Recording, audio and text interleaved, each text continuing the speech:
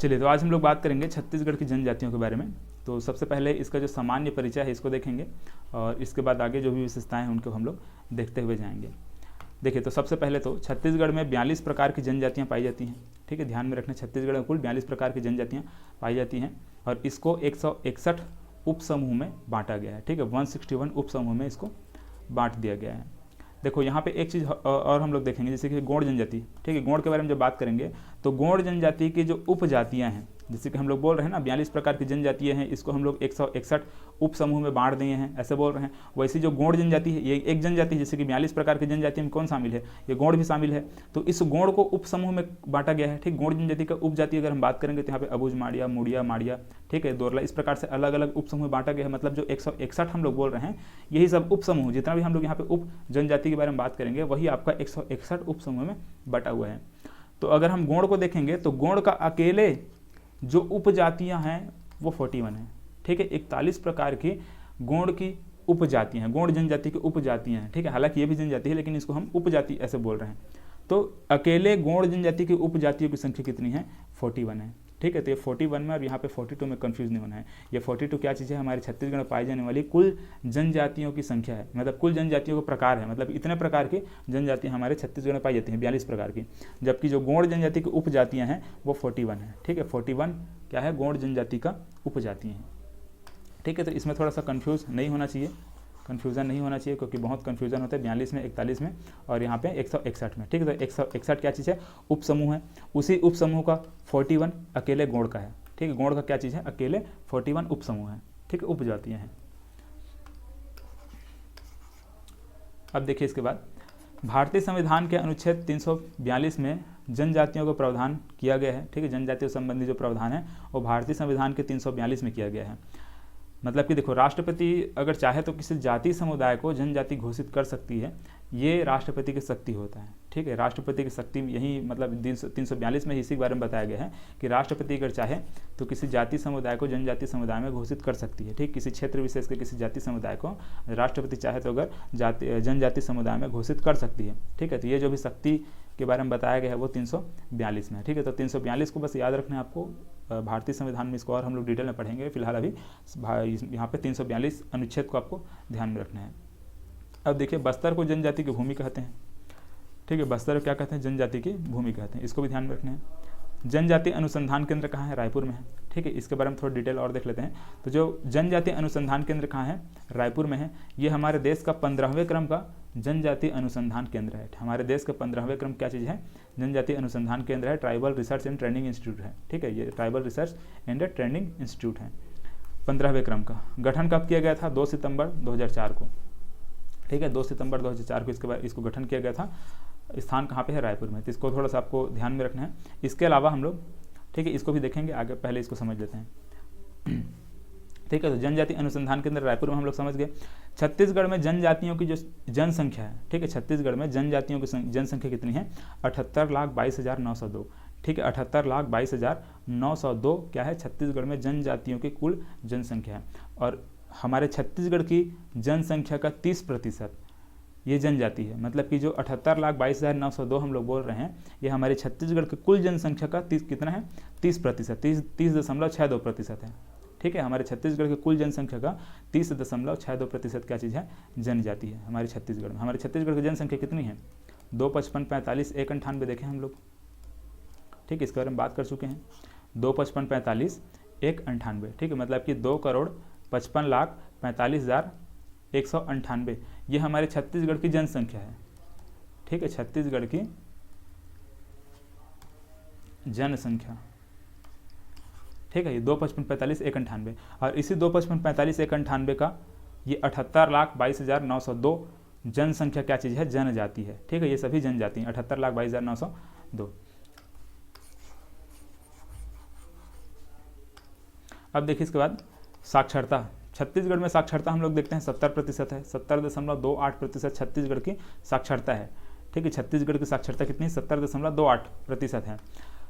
लेकिन जनजातियों का साक्षरता अगर देखें तो ये करीब 60% के आसपास। ठीक है, 59.009। ठीक है, 59.09% क्या चीज़ है, एसटी साक्षरता है। छत्तीसगढ़ में एसटी साक्षरता अगर पूछा जाएगा तो 59.09% क्या है, एसटी साक्षरता है। ठीक है, 59.09% ये एसटी साक्षरता है, जबकि छत्तीसगढ़ के कुल साक्षरता की अगर हम बात करते हैं तो 70% है। ठीक है, तो ध्यान में रखना है इसको भी, एसटी साक्षरता। वैसे अगर लिंगानुपात की बात करते हैं तो लिंगानुपात एसटी की अधिक है। छत्तीसगढ़ में कुल अगर लिंगानुपात देखते हैं तो 991 है। ठीक है, 991 ये क्या चीज़, छत्तीसगढ़ में कुल लिंगानुपात है। जबकि एसटी लिंगानुपात मतलब कि जनजातियों में लिंगानुपात बात करें तो 1020 है। ठीक है, 1020। अच्छा देखो, लिंगानुपात का अर्थ क्या होता है,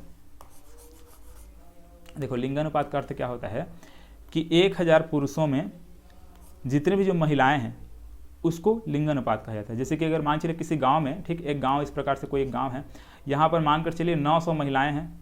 ठीक है, 900 क्या है, महिलाएं हैं, और करीब करीब 1000 पुरुष हैं, इस प्रकार से। ठीक है, तो इसको हम क्या बोलेंगे, 900 को लिंगानुपात बोलेंगे। इस गांव का लिंगानुपात कितना है, सेक्स रेशियो कितना है, 900 है। मानकर चलिए इस गांव में अगर ये 900 को हटा करके मानकर चलिए 991 है। ठीक है, 991। इस गांव में महिलाओं की संख्या कितनी है, 991 है, और पुरुषों की संख्या कितनी, 1000 है। तो यहाँ पे लिंगानुपात कितना बोलेंगे, 991 यहाँ का लिंगानुपात है।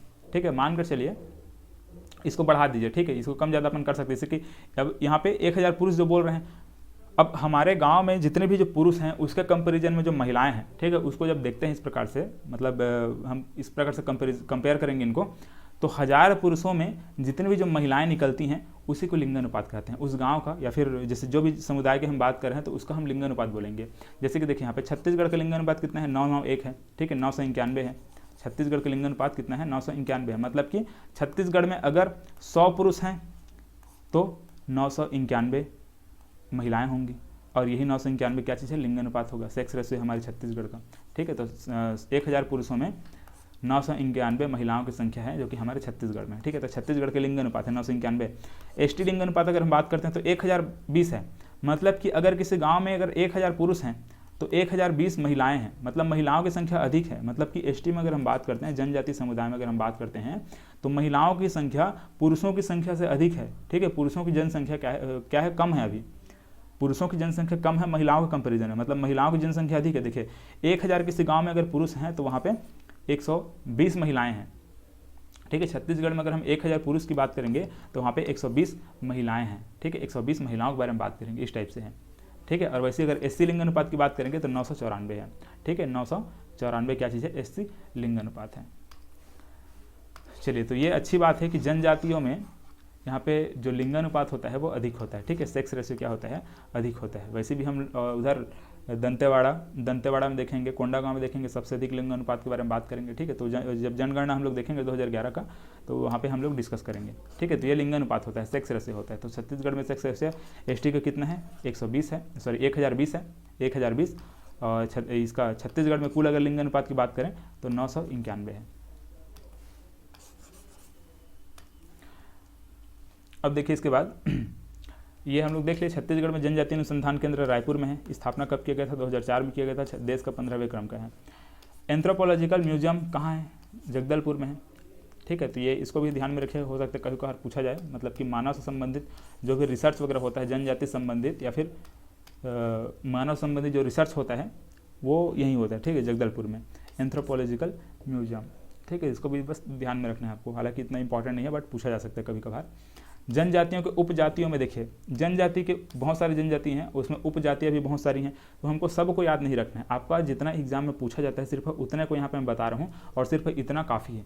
सिर्फ इतने को पढ़कर चले जाएँ, क्योंकि इसमें बहुत ज़्यादा कन्फ्यूजन होता है। हर एक स्टूडेंट इसमें कन्फ्यूज रहता है, यार किसी से नहीं बनता। ठीक है, तो ये जो कठिन वाला का टॉपिक कहीं पर अगर मिल रहा है तो उसको हमको सिर्फ उतना ही पढ़ना है जितना हमारे एग्ज़ाम में काम आएगा। ठीक है, एग्ज़ाम के लिए जितना हमारे फ़ायदेमंद रहेगा सिर्फ उतना ही पढ़ना है। देखिए, तो जनजातियों के उपजाति के बारे में बात करते हैं। सबसे बड़ी जो जनजाति है गोंड जनजाति है। ठीक है, गोंड जनजाति है, और इसी का उपजाति हम लोग देखते हैं। अगर गोंड जनजाति की उपजातियों के बारे में बात करें तो कुल 41 प्रकार की, ठीक है 41, ठीक है 41 प्रकार की गोंड की उपजातियों की हम लोग बात करते हैं। और इस उपजाति में देखो जो इंपॉर्टेंट है यहाँ पर उसको देखेंगे। तो इस उपजातियों में कौन कौन सा है, अबुझ माड़िया। ठीक है, अबुझ माड़िया है, मुड़िया है, माड़िया है, पांडल है, अगरिया है, डोरला या फिर दोरला। ठीक है, डोरला कुछ भी बोल सकते हैं इसको। कंडरा है, प्रधान है, ओझा है, कोइकपाल है और धुरवा है। ठीक है, तो ये सभी क्या चीज़ है, गोंड जनजाति के उपजाति है, ठीक है, उप समूह में इनको इस प्रकार से बांटा गया है। गौड़ जनजाति को इस प्रकार से इन सभी उप जातियों में बांट दिया गया है, ठीक है। चलिए, तो ये गौड़ के लिए जितने भी यहाँ पे उपजातियां हैं इनको ध्यान में रखें। अब देखो, इसको थोड़ा याद करने का तरीका आपको बता दूं। जैसे कि हम लोग क्या देखते हैं, अबुझ, माड़िया, मूड़िया, माड़िया, इसको पूरा हम लोग बस्तर में देखते हैं, ठीक है। अबुझ, माड़िया, मूड़िया, माड़िया, इन सबको हम लोग क्या देखते हैं, बस्तर में देखते हैं। वैसे ही हम लोग यहाँ पे दोरला को, ठीक है, दोरला, डोरवा, दोरला, घुरवा, ये सभी क्या देखते हैं हम लोग, बस्तर में देखते हैं, ठीक है। कंडरा को भी हम लोग इधर कहाँ देखते हैं, गरियाबंद साइड में देखते हैं। तो इसको हम लोग मैप में समझेंगे कहाँ कहाँ पे कौन कौन सी जनजाति है उन सबको, लेकिन बस थोड़ा ध्यान में रखना है आपको, क्योंकि देखो गौड़ क्या है, सबसे बड़ी मतलब जनजाति है। इसकी जितने भी उप समूह हैं उसमें ये सभी इंपॉर्टेंट है, तो इतने को कम से कम आपको याद रखना ही पड़ेगा, ठीक है। खास करके आपको अबुझ, माड़िया, मूड़िया, माड़िया, डोरला, अगरिया, ठीक है, ये कंडरा, प्रधान, ओझा, ये सभी आपको कभी न कभी पूछा गया है, एक आध बार एग्जाम में पूछा गया है, इसी वजह से ये इंपॉर्टेंट लिख करके यहाँ पे मैं इनको लिखा हुआ हूँ, ठीक है। तो ये सभी इंपॉर्टेंट है, इतने को तो याद रखना ही पड़ेगा। इसके बाद आपको याद रखना है उरांव जनजाति, ठीक है। उरांव जनजाति का कुड़ास, किसान, धांगड़, धनकर, कुड़ुक। वैसे ही हम लोग कुड़ुक बोली देखेंगे। कुड़ुक बोली कौन बोलते हैं, उरांव लोग बोलते हैं, ठीक है। कुड़ुक बोली को कौन बोलते हैं, उरांव लोग बोलते हैं, इसको हम लोग देखेंगे। और वैसे भी उरांव जनजाति में हम लोग जब युवागिरी के बारे में बात करेंगे तो धांगड़, महतो वगैरह के बारे में बात, मतलब देखो युवागिरी में जो भी सदस्य होते हैं उसको हम लोग जब देखेंगे तब वहाँ पे देखेंगे, ठीक है। धांगड़, धांगड़िन, धांगड़ महतो, ठीक है, बारकिन, धांगड़िन, इस प्रकार से हम लोग उसको देखेंगे आगे। तो यहाँ पे धांगड़ को भी ध्यान में रखना है, ठीक है। तो धांगड़ अगर शब्द आता है तो सीधा याद रखना है उरांव जनजाति संबंधित है, ठीक है। उरांव जनजाति क्या है, उपजाति है इस प्रकार से, ठीक है। कुड़ुक बोली उरांव जनजाति के लोग ही बोल रहे हैं, तो यहाँ से आप लोग याद रख सकते हैं कि कुड़ुक जनजाति ये उरांव जनजाति का ही क्या है, उपजाति है, ठीक है। कुड़ास है, किसान है, ठीक है, कुड़ास, किसान, ये सभी उरांव के अंतर्गत आते हैं। इसके अलावा धनका को भी याद रखना है, ठीक है। तो यहाँ पे दो जो जनजाति है इसका हम लोग देख लिए। अब देखिए यहाँ पे बैगा, बैगा में बिंझवार, ठीक है, इंपॉर्टेंट याद रखिएगा, बिंझवार है, नाहर है, भैना है, भरौतिया, नरौतिया, खास करके आपको ये तीन को याद रखना ही है आपको, ठीक है। बहुत इंपॉर्टेंट है आपका बिंझवार, नाहर और भैना, ठीक है, तीन को आपको ध्यान में रखना है। इसके बाद ये भरौतिया और नरौतिया को भी याद रख सकते हैं। अब देखो इसको याद कैसे रखेंगे, जैसे कि बैगा में ए की मात्रा है, ठीक है, ए की मात्रा इस प्रकार से है ना, भैना में ए की मात्रा है, भरौतिया में ए की मात्रा है, इसमें भी ए की मात्रा है। तो ए की मात्रा जहाँ पे आएगा समझ जाइएगा, बैगा जनजाति का क्या है, उपजाति है। बैगा जनजाति का क्या है, उपजाति, इसको ध्यान में आपको रखना है। इसके अलावा बिंझवार और नाहर को याद रखना है, ठीक है। बिंझवार हम लोग जानते हैं आपका बलौदाबाजार वाले क्षेत्र में जो जनजाति पाई जाती है उसको बिंझवार जनजाति बोलते हैं। तो बिंझवार का बैगा से याद रख सकते हैं, ठीक है, बैगा बिंझवार ऐसे याद रख सकते हैं, याद हो जाएगा। ये बैगा जनजाति की उपजातियों में शामिल है, ठीक है। चलिए, इसके अलावा ये नाहर को भी आपको अलग से याद रखना होगा, ठीक है। तो ये जनजातियों को जो भी विशेषताएं हम लोग इसको समझ गए। अब देखिए आगे समझते हैं। अब चलिए देखते हैं ये जनजातियाँ कहाँ कहाँ पे पाई जाती हैं, इसको हम लोग यहाँ पे समझेंगे। देखिए, तो पहले कहाँ कहाँ पे कौन कौन सी जनजाति इसको समझ लेंगे, उसके बाद इनको जो भाषा परिवार में बांटा गया है, ठीक है, यहाँ पर देखेंगे हम लोग 3 भाषा परिवार में इनको बांटा गया है। जैसे कि मुंडारी भाषा परिवार हो गया, आर्य भाषा परिवार हो गया, द्रविड़ भाषा परिवार हो गया। ये 3 भाषा परिवार को हम लोग आगे समझेंगे, लेकिन इनको पहले कहाँ कहाँ पे जनजातियाँ पाई जाती हैं इसको हमको समझना होगा। देखिए, तो सबसे पहले नीचे से हम लोग यहाँ पे शुरू करेंगे। तो यहाँ पे देखिए दोरला जनजाति, ठीक है, यहाँ पर इस वाले क्षेत्र में, सुकमा वाले क्षेत्र में आप लोग देखेंगे, इस वाले क्षेत्र में, सुकमा वाले क्षेत्र में दोरला जनजाति पाई जाती है, ठीक है। सबसे नीचे में यहाँ पे दोरला जनजाति है। फिर यहाँ पे माड़िया जनजाति है, ठीक है। माड़िया आपका सुकमा और यहाँ पे बस्तर वाले क्षेत्र में है।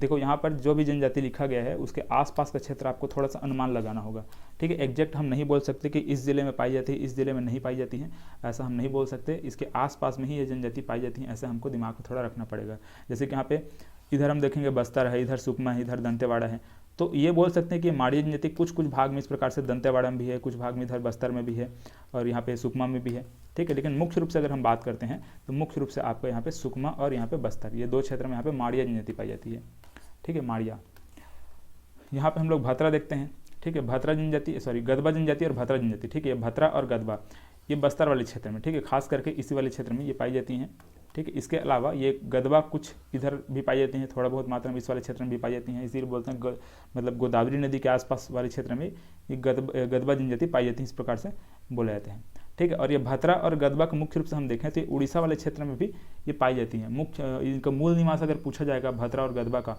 तो उड़ीसा ही हमको लेना होगा, ठीक है। उड़ीसा वाले क्षेत्र से यही, मतलब उड़ीसा वाला जो क्षेत्र है वही इनका क्या चीज़ है, मूल निवास है। ऐसे, ठीक है। लेकिन अभी हम लोग क्या देख रहे हैं, भतरा और गदबा यहाँ पे बस्तर में, ठीक है, बस्तर में यहाँ पे ये दोनों जनजाति पाई जाती है, भतरा और गदबा।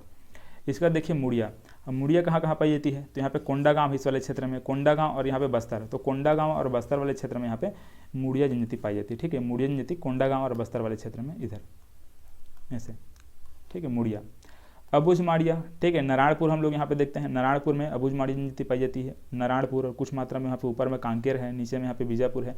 तो फिलहाल मुख्य रूप से यहाँ पे नारायणपुर जो अबुझ माड़ वाला जो क्षेत्र है, अबुझ माड़िया, ठीक है। वैसे हम देखेंगे विशेष पिछड़ी जनजाति में हम लोग अबुझ माड़िया को देखेंगे यहाँ पे, ठीक है। तो अबुझ माड़िया जनजाति है, नारायणपुर जो अबुझ माड़ वाला क्षेत्र है वहीं पर ये पाई जाती है, ठीक है, अबुझ माड़िया।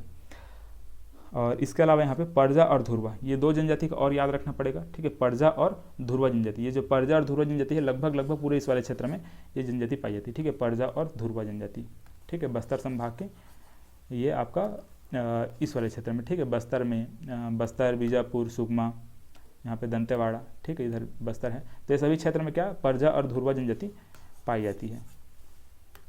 चलिए, तो यहाँ पे हम लोग इतना समझ गए। इसके बाद क्या है, हलवा जनजाति। हलवा जनजाति आपका यहाँ पे मुख्य रूप से कांकेर, ठीक है, कांकेर और कांकेर के बाद इधर कांकेर, कोंडागांव इस वाले क्षेत्र में ये हलवा जनजाति पाई जाती हैं, ठीक है। चलिए, तो इनको देखो, यहाँ पे हलवा जनजाति आपका इधर भी है ना, बस्तर संभाग के इस वाले क्षेत्र में भी आपका हलवा जनजाति कुछ मात्रा में वहाँ पे पाई जाती हैं, लेकिन मुख्य रूप से अगर पूछा जाए तो कांकेर वाले क्षेत्र में हलवा जनजाति पाई जाती है। ऐसे आपको दिमाग में थोड़ा सा रखना होगा, ठीक है। चलिए, तो हम लोग बस्तर संभाग में लगभग जो जनजातियाँ हैं उसको देख लिए। अब इसके बाद देखिए रायपुर संभाग के आसपास, ठीक है। तो रायपुर संभाग, और देखो फिलहाल ऐसे संभाग वगैरह तो अपन डिवाइड नहीं कर सकते, लेकिन फिर भी इसको क्षेत्र को थोड़ा बहुत आपको दिमाग में रखना पड़ेगा, ऐसा ऐसा इसका क्षेत्र है इस टाइप से। कमार, कंडरा, भुंजिया, शिकारी, ठीक है, इनको याद रखना है आपको। आपका एक गरियाबंद वाला क्षेत्र है, कुछ मात्रा में इधर आपका धमतरी है, इस वाले क्षेत्र में खास करके जनजातियाँ पाई जाती हैं, ठीक है, खास करके आपको गरियाबंद में। तो ये कमार, कंडरा, भुंजिया, शिकारी, ठीक है, चार जनजाति को याद रखना पड़ेगा। ये यहाँ पे आपका गरियाबंद में ये जनजाति पाई जाती है, ठीक, कमार, कंडरा, भुंजिया, शिकारी। इसका देखिए सौरा है, बिंझवार है, ठीक है, बिंझवार आपको देखते हैं यहाँ पे जो बलौदा बाजार है उस क्षेत्र में बिंझवार जनजाति पाई जाती है।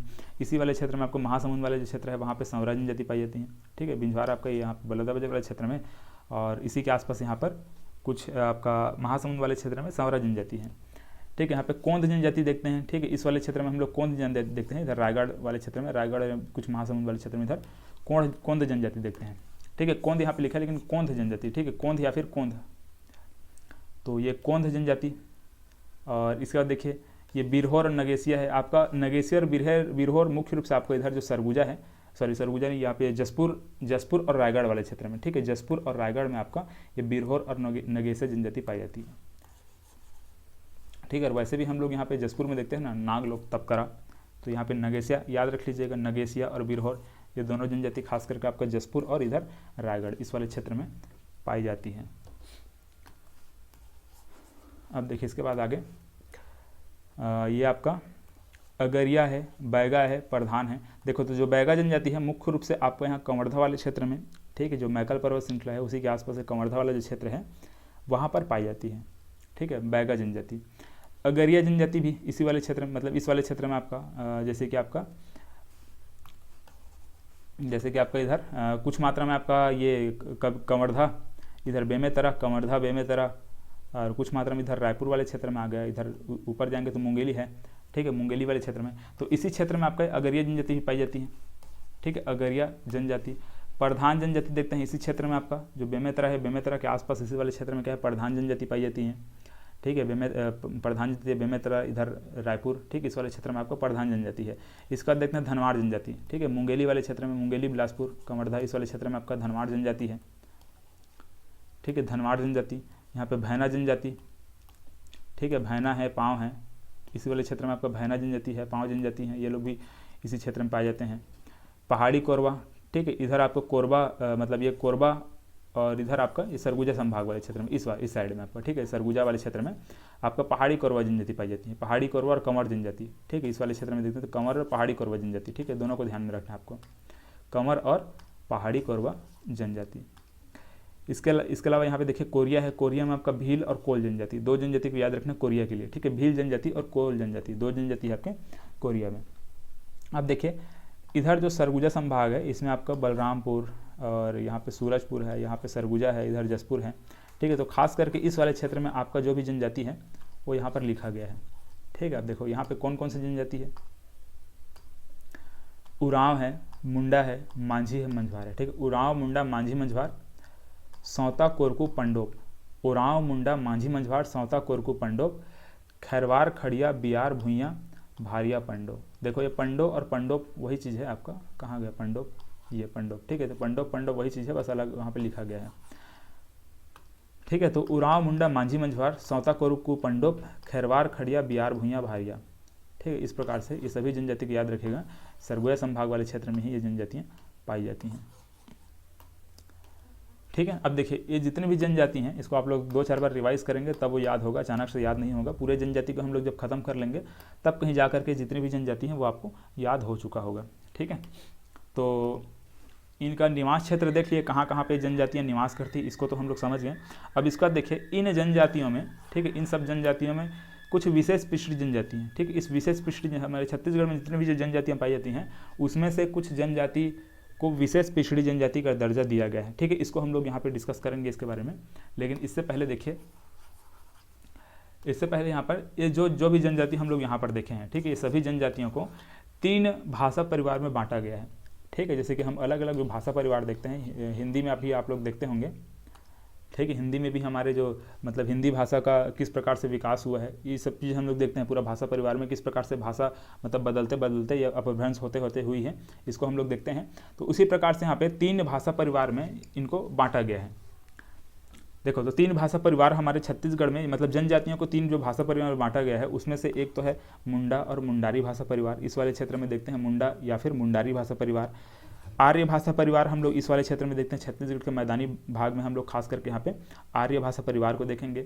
इसके बाद हम लोग ये द्रविड़ भाषा परिवार को देखेंगे, ठीक। इस वाले क्षेत्र में जो भी जनजातियाँ हैं वो जो भाषा बोलते हैं, जो बोली बोलते हैं, वो क्या चीज़ है, द्रविड़ भाषा परिवार के अंतर्गत शामिल होते हैं, ठीक है। तो इसको हम लोग यहाँ पे डिस्कस करेंगे, लेकिन कुछ अपवाद हैं, ठीक। उस अपवाद को भी यहाँ पे हमको ध्यान में रखना पड़ेगा, खास करके अपवाद से ही प्रश्न पूछा जाता है। जैसे कि मैंने क्या बोला, द्रविड़ भाषा परिवार में मैंने बोला है, लेकिन यहाँ पर देखिए उरांव जनजाति, मतलब उरांव जो जनजाति है वो जो कुड़ुख बोली वो लोग बोलते हैं, उरांव जनजाति के लोग कुड़ुख बोली बोलते हैं, उसको द्रविड़ भाषा परिवार में शामिल किया गया है, ठीक है। और द्रविड़ भाषा परिवार मैंने क्या बोला, इधर जो भी जनजातियाँ हैं वो जो बोली बोलते हैं वो क्या द्रविड़ भाषा परिवार में आते हैं, मैं ये बोला हूँ। लेकिन इसमें तो उरांव भी शामिल है, जबकि उरांव हम लोग यहाँ पर देखते हैं, ठीक है। उरांव जनजाति को हम यहाँ पर देखते हैं, लेकिन वो इस वाले क्षेत्र में शामिल हो रहा है, ठीक है। उसका जो भाषा परिवार है वो इस वाले क्षेत्र में शामिल है। तो इस प्रकार से कुछ यहाँ पर अपवाद है। जैसे कि यहाँ पे हम लोग आर्य भाषा परिवार के बारे में बात करेंगे तो यहाँ पे हल्बी, पंडोप और सदरी, ये 3 भाषा यहाँ पर देखो शामिल किया गया है। इसके अलावा और भी है, जैसे कि इधर जो भी भाषा है वो तो बोले जाते हैं इस वाले क्षेत्र में, छत्तीसगढ़ी भी इसी वाले क्षेत्र में बोला जाएगा। देखो देखो छत्तीसगढ़ी भी मैदानी वाले क्षेत्र में इस प्रकार से बोला जा रहा है। कंवर, यहाँ पे कंवर जनजाति है, कंवर भी इसी वाले क्षेत्र में चलो ये बोला जा रहा है।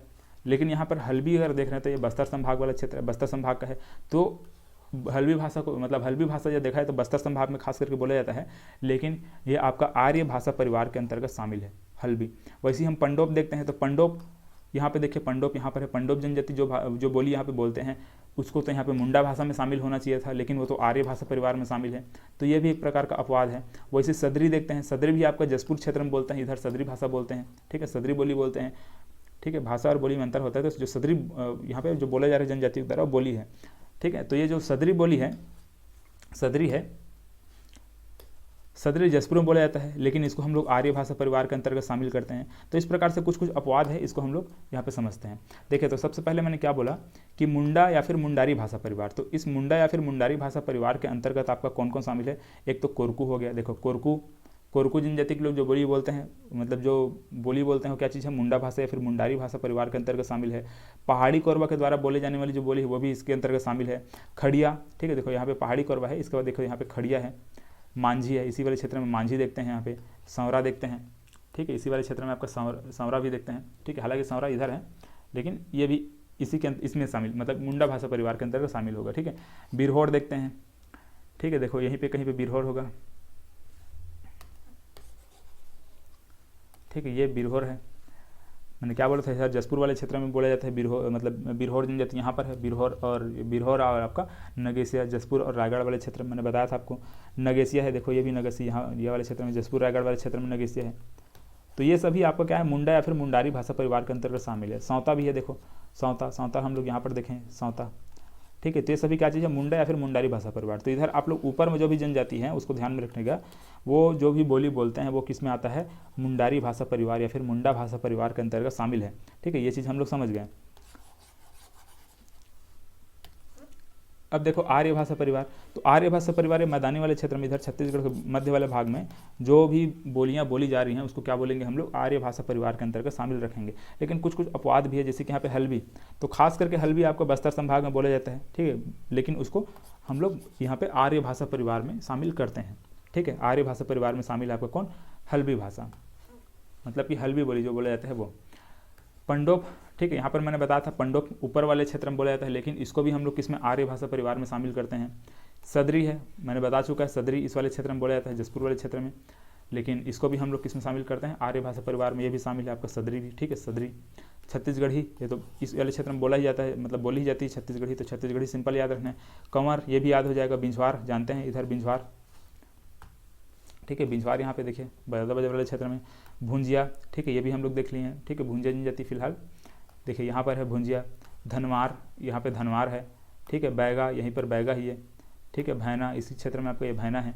तो इस वाले क्षेत्र में जो भी जनजातियाँ हैं उनके द्वारा जो बोली जाती हैं, मतलब जो भी बोली बोलते हैं वो किस में आता है, आर्य भाषा परिवार में आता है। बस ये तीन को आपको ध्यान में रखना पड़ेगा, ठीक है। तीनों को आपको क्या करना है, दिमाग में रखना पड़ेगा। ये अलग से ऊपर नीचे वाला है, लेकिन ये आर्य भाषा के अंतर्गत शामिल है। इसके बाद देखते हैं द्रविड़ भाषा परिवार। तो मैंने क्या बताया है कि द्रविड़ भाषा परिवार मतलब कि दक्षिण में जो भी भाषा परिवार, मतलब जो भी बोली बोली जा रही हैं वो सभी किसमें शामिल हो जाएंगी, द्रविड़ भाषा परिवार के अंतर्गत शामिल हो जाएंगी। लेकिन यहाँ पे कुछ कुछ अपवाद है, जैसे कि यहाँ पे उरांव जनजाति के द्वारा जो कुड़ुक बोली बोली जाती है, वो कुड़ुक बोली आपके द्रविड़ भाषा परिवार के अंतर्गत शामिल है, ठीक है। उरांव जनजाति के द्वारा, पर्जा के द्वारा जो पर्जी बोली जाती है, ठीक है, पर्जी बोली बोली जाती है, वो भी आपका द्रविड़ में शामिल है, ठीक है। हालांकि तो यहाँ पे पाई जाती हैं, तो फिलहाल तो शामिल रहेगी ही। तो ये पर्जी बोली बोली जाती है, ये भी क्या चीज़ है, आपका द्रविड़ में शामिल है। मुड़िया जनजाति द्वारा जो बोली जाती है वो भी इसी में शामिल है आपका द्रविड़ में, ठीक है। माड़िया द्वारा बोली जाने वाली जो बोली है वो भी आपका द्रविड़ में शामिल है, ठीक है। वैसे यहाँ पे गोंडी है, गोंडी बोली भी आपको किसमें, द्रविड़ में ही शामिल है, ठीक। गोंडी बोली बहुत ज़्यादा इंपॉर्टेंट है, ध्यान में रखेगा इसको, ठीक है। दोरली जनजाति द्वारा मतलब डोरला जनजाति द्वारा डोरली बोली बोली जाती है, वो भी इसके अंतर्गत शामिल है। अबुझ माड़िया है, ठीक है, धुरवा है, कोंद है, तो ये सभी आपका द्रविड़ भाषा परिवार के अंतर्गत शामिल है, ठीक है। तो इनके क्षेत्र को थोड़ा सा ध्यान में रखना है, कहाँ कहाँ पे कौन कौन सा जनजाति है, इनको भाषा परिवार में जो बांटा गया है इसको याद रखना पड़ेगा आपको, ठीक है। कौन कौन से जनजाति है और कौन कौन से भाषा परिवार में बांटा गया। अब देखो इसमें हमको बस याद आपको ये तीन को रखना है, इसको याद रखना है, ठीक है। देखो द्रविड़ भाषा के अंतर्गत इधर जो भी बोली बोली जा रही है वो तो याद रखना ही होगा। जो गोंड जनजाति है, देखिए तो सबसे पहले एक चीज ध्यान देना है आपको, गोंडी, देखो जनजातियों द्वारा बोले जाने वाली, मतलब सबसे अधिक बोले जाने वाली बोली कौन सी है, गोंडी है, ठीक है। क्या है सबसे अधिक, लेकिन अगर आपसे पूछा जाएगा बस्तर का संपर्क भाषा क्या है, ठीक है, बस्तर का संपर्क भाषा या फिर संपर्क बोली कौन सी अगर पूछा जाएगा तो हमको हल्बी को लेना है, ठीक है। ये दोनों में आपको थोड़ा सा डिफरेंस पता होना चाहिए। जो हल्बी जो भाषा है, ठीक है, हल्बी जो बोली है, हल्बी बोली क्या चीज़ है, संपर्क बोली है, ठीक है। बस्तर का क्या चीज़ है, संपर्क बोली, फिर संपर्क भाषा अगर आप वहाँ पर लिखा रहेगा फिर भी आपको कंफ्यूज नहीं होना है। तो हल्बी क्या चीज़ है, बस्तर का संपर्क, बस्तर का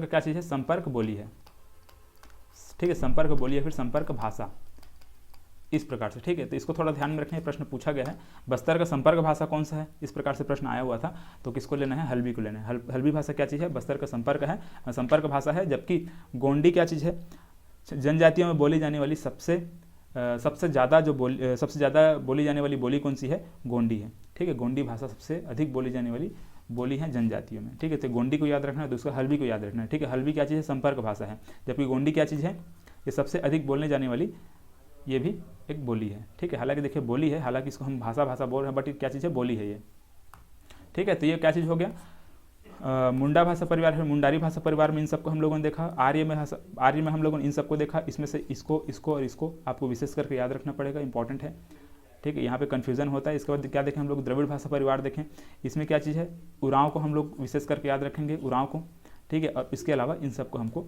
याद रखना ही है, ठीक है। गोंडी भी आपको किसमें, इसकी मतलब किसके अंतर्गत शामिल है, द्रविड़ के अंतर्गत ही शामिल है, ठीक है। चलिए, तो अब इसके बाद आगे हम लोग, ठीक है, तो ये हम लोग जितना भी जो भाषा परिवार है उसको समझ लिया। 3 प्रकार के भाषा परिवार में अलग अलग जनजातियों को जो बोली है इनको बांटा गया है, ठीक है, इसको हम लोग देख लें। अब देखो यहाँ पे छत्तीसगढ़ में जितनी भी जो जनजाति हम लोग यहाँ पे पढ़ रहे हैं, इन सभी जनजातियों में कुछ जनजाति है जिनको विशेष पिछड़ी जनजाति घोषित किया गया है, ठीक है। इन जनजातियों में कुछ जनजाति ऐसी है जिनको क्या किया गया है, विशेष पिछड़ी जनजाति घोषित किया गया है। अब कौन कौन सी जनजाति इसको समझते हैं। देखिए, इसमें आपका ये जो 4 जनजाति, ठीक है, सॉरी 4 नहीं 5 यहाँ पे, ठीक है, 1 2 3 4 5, ये 5 जनजाति को केंद्र सरकार ने विशेष पिछड़ी जनजाति घोषित किया गया। इन 5 जनजाति क्या किया गया है, विशेष पिछड़ी जनजाति घोषित किया गया है, किसके द्वारा, केंद्र सरकार के द्वारा। जबकि राज्य सरकार ने भी यहाँ पर 2 और जनजाति हैं जिसको विशेष पिछड़ी जनजाति घोषित कर दिया गया, ठीक है। केंद्र ने तो अपना काम कर दिया, लेकिन इसके अलावा राज्य सरकार को ये लगा कि और ये 2 जनजातियां हैं, भुंजिया और पंडोप, जिसको विशेष पिछड़ी जनजाति घोषित कर दिया जाना चाहिए, क्योंकि इनकी जो जनसंख्या है, देखो इनको 2-3 प्रकार से देखा जाता है। पहले इनकी जनसंख्या को, इनका पिछड़ापन को, कितना पिछड़ा हुआ है, ठीक है, समाज में वो किस प्रकार से इनका भागीदारी, इन सब चीज़ों को देखा जाता है। उनका रहन सहन जो पद्धति है, इन सब को देख करके, या फिर उनका जो जनसंख्या है वो घटते जा रहा है, या फिर जनसंख्या घट नहीं रही है, या फिर स्थिर हो गई है, इन सब चीज़ों को देख करके राज्य सरकार या फिर केंद्र सरकार कुछ जनजातियों को विशेष पिछड़ी जनजाति घोषित कर देती हैं, ठीक है। तो उसी प्रकार से केंद्र सरकार ने इन 5 को विशेष पिछड़ी जनजाति घोषित कर दिया है, ठीक। केंद्र ने तो 5 घोषित कर दिया था, लेकिन इसके अलावा राज्य सरकार को और लगा कि ये 2 जनजातियां और हैं जिसको विशेष पिछड़ी जनजाति घोषित कर देनी चाहिए। क्या होता है, अगर किसी जनजाति को विशेष पिछड़ी जनजाति घोषित कर दो तो उनको बाकी जनजातियों के कंपेरिजन में ज़्यादा संरक्षण प्रदान किया जाता है, मतलब उनकी जनसंख्या को बढ़ाने के लिए या फिर उनके भलाई के लिए अच्छा काम किया जाता है, ठीक है, राज्य सरकार या फिर केंद्र सरकार दोनों के द्वारा। तो यहाँ पर इन जनजातियों को तो घोषित किया गया था, ठीक है, 5 को देखेंगे हम लोग कौन कौन सा है। इसके अलावा ये 2 को और राज्य सरकार के द्वारा विशेष पिछड़ी जनजाति घोषित कर दिया गया है, ठीक है, क्योंकि इनकी स्थिति को देख करके। अब देखो यहाँ पे अबुझ माड़िया है, एक तो अबुझ माड़िया है, देखो इनकी जनसंख्या को भी थोड़ा सा ध्यान में रखना पड़ेगा। हालांकि इनकी जनसंख्या से प्रश्न बनने के चांसेस तो कम है, बट इनको ध्यान रखना होगा थोड़ा सा, ठीक है। देखिए, सबसे अधिक अगर हम बात करेंगे तो बैगा है, ठीक है, सबसे अधिक क्या चीज़ है, बैगा है। अब देखो यहाँ पर कन्फ्यूजन क्या होता है, छत्तीसगढ़ में पाई जाने वाली जो जनजाति है, सबसे अधिक कौन सी जनजाति पाई जाती है, गोंड। छत्तीसगढ़ में गोंड जनजाति क्या है, सबसे अधिक है, क्योंकि इनकी उपजातियां भी बहुत सारी हैं।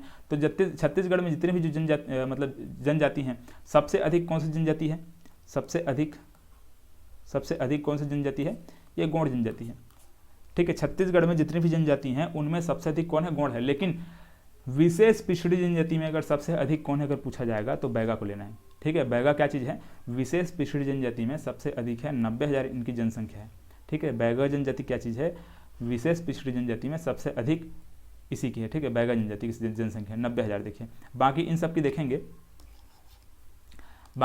देखेंगे, देखिए अबुझ माड़िया का 22,000 जनसंख्या है, ठीक है। छत्तीसगढ़ में अबुझ माड़िया जो जनजाति है उनकी जनसंख्या कितनी है, लगभग 22,000, ठीक है। ये लगभग लिखा हुआ है ना, याद रखने इसको, लगभग, तो लगभग 22,000 है। लगभग 90,000 क्या चीज़ है, बैगा जनजातियों की जनसंख्या है।